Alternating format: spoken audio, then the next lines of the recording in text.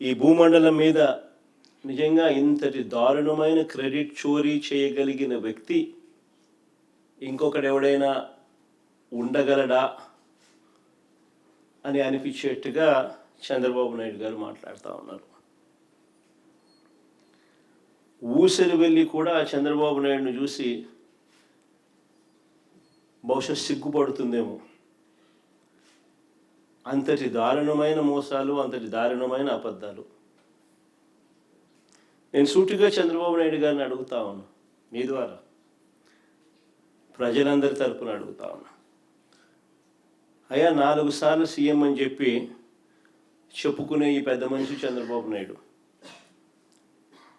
నేను అడుగుతా ఉన్నా, భూమును రీసర్వే చేయాలన్న కనీస ఆలోచన అయినా కూడా నీకు ఎప్పుడైనా గతంలో వచ్చిందా అని?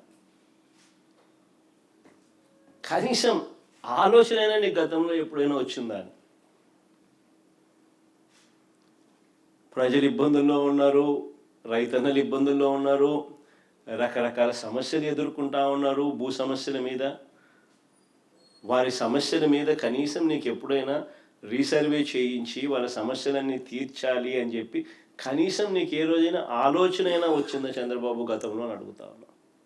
ఈరోజు క్రెడిట్ చోరీ తీసుకుంటూ తాను మాట్లాడుతూ ఉన్న మాటలకు నిజంగా ఈ పెద్ద మనిషి సిగ్గుపడాలి.